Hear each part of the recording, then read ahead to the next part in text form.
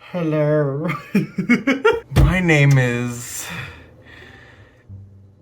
George. I am George. Hello. And today we're talking about perfectionism. So, I wanted to talk about perfectionism today because, damn it, we do not create enough room for people to be imperfect humans. I need to beat someone up. But before we talk about perfectionism, let's just talk about the fact that I've been gone for a long time, right?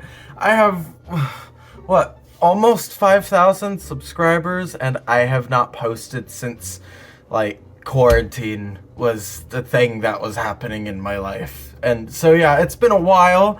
I've taken a lot of time to do college things and other things in life that just get you busy. I don't freaking remember, okay? One of the things that I'm known for on this channel is those videos that I would show art and then use the art to explain different things about the brain inside the head and stuff. And honestly, as much as I loved making those videos, I'm just not really interested in making those anymore. And I also just don't really have much motivation to make videos, so I'm gonna be doing something a lot more relaxed, like these kind of videos, right? We're sitting at a table and you're forced to listen to little old me.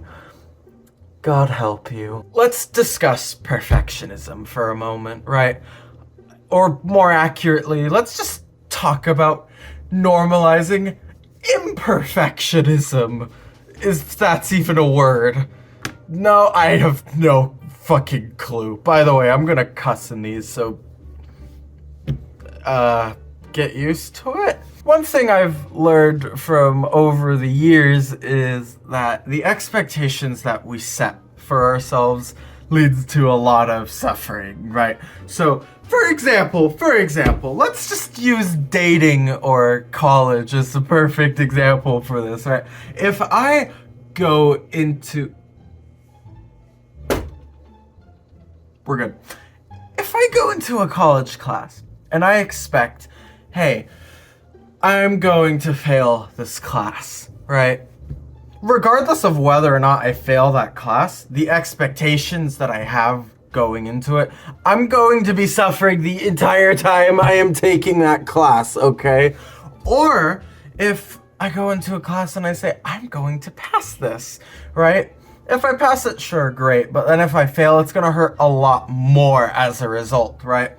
What does all this have to do with perfectionism, right? The expectations that we set for ourselves and for other people, they can lead to suffering. So it's very important as a human being, let's just be aware of the expectations that we're setting for ourselves and also for other people, right?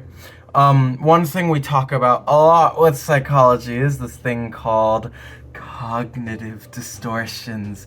And one of these cognitive distortions is called should statements. And you need to, like, hear me out. This is what a should statement is. I should get an A in this class. I should graduate after 4 years. I shouldn't fart while on this date. Or I should not... I can't think of an example. You get the point, though. Should statements, notice what a should statement does, right? Like, hear me out. Hold up. I was gonna wear something else for this video. Where is it? Hold up. I wanted to put this on. My mom buttoned it up. How dare she? How dare she? I have sore fingers today. Wait for it, and...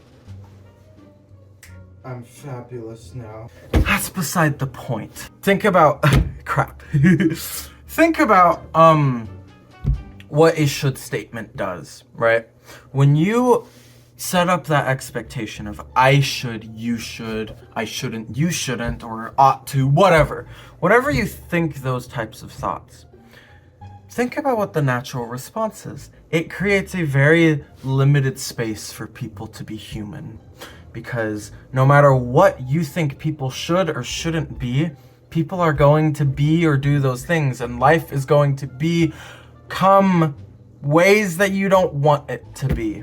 Life is never the way that we expect it to go, and people are especially true of this. Think about you as an example. I'm pretty sure that you recognize that your parents have a should statement in mind for my child should or shouldn't be this. But ask yourself, have you really lived up to any of that? Like, most people do not. Like, literally, we just don't. And when you set up a should expectation for what people ought to be like, it makes you feel like absolute shit when you don't live up to the shoulds that you have within your own head, and it makes you angry and upset at other people when they're not the way that you want them to be. So why do we think in these ways at all? This is why I'm talking about, let's just normalize being imperfect, right?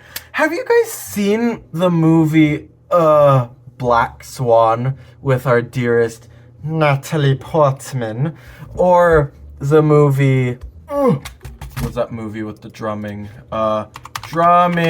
movie? Whiplash, that's what it's called. Have you guys seen Whiplash or Black Swan? Both of those movies are very thematically similar. Oh, that's bright. They're both movies that try to communicate the idea that, hey, being perfect fucking blows. It hurts. Trying to live as a perfect human is a type of self-harm. Like, both characters in both of these movies, they lose themselves in trying to be perfect. Being imperfect, we are all imperfect. Strive to be the best versions of ourselves, which is going to still be imperfect, right? No matter how perfectly you do something, it's going to be imperfect, and that's part of what makes something beautiful, you know? Think about the planets in our solar system. Jupiter is probably, like, it's perfect because it has the nice red spot, and that makes it special because it has a little imperfection on there. And some would argue that that imperfection is what makes it perfect. And the same is for people. Like, look outside. Okay, maybe don't. It's nighttime for me here. But look outside. Look at the clouds in the sky and tell me honestly, do you see any imperfect clouds when you stare up at the night sky? Like, seriously, is there such a thing as an imperfect cloud? Have you ever seen one? I got this idea from someone, I forgot their name, but they were Buddhist. And the main idea is that clouds are just clouds. Some are thin, some are big, some have frayed edges, and some are shitting rain on the people below. But none of those clouds is imperfect. They're all just clouds. And in the same way, you are you. You don't need to be perfect in order to be worthy or to be enough. You just need to be you, because you're just like the clouds up in the sky. You are exactly what you need to be. I don't care if you are mentally ill. I don't care if you're a Democrat or a Republican, or if you are like one way or another. You are exactly what you need to be in this moment, and you may be imperfect. You might have a temper. You might have the stinkiest farts out of everyone in the room. I don't know why I keep using that as an example, but you're imperfect, and that's okay, because I am too, and everyone else watching this damn video is imperfect too. And that's mainly what I wanted to talk about. I think the most compassionate thing we can do as humans is to let someone else be themselves, which means leaving room for imperfections and actually tolerating when things are imperfect. Whether you're an artist and you mess up a stroke, or if you're giving a speech on YouTube and your thoughts, you're struggling to make your sentences. That's part of the purpose of this show that I'm doing on YouTube, is I want to normalize being human. I want to normalize being imperfect. Because guess what? I'm a perfectionist. I am a chronic perfectionist, and I've been one for many years. For most of my life, I would say.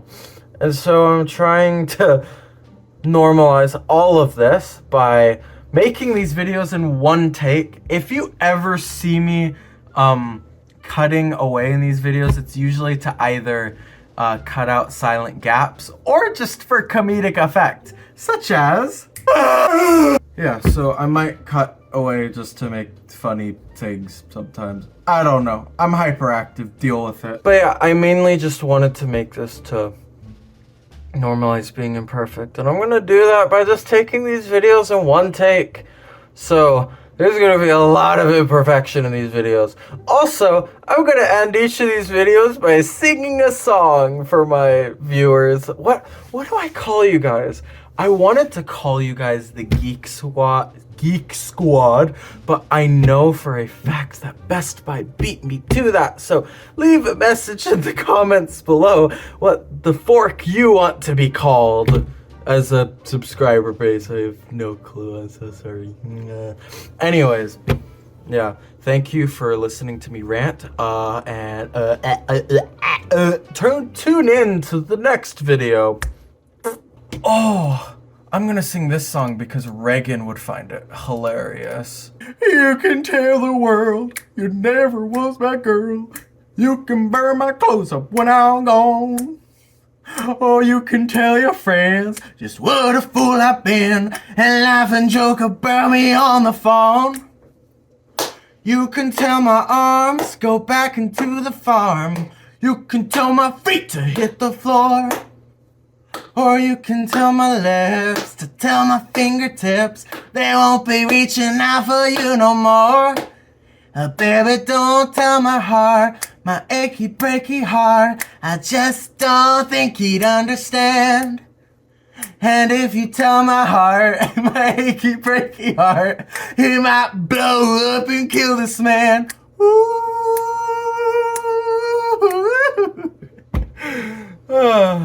Tune in for next time. Blah.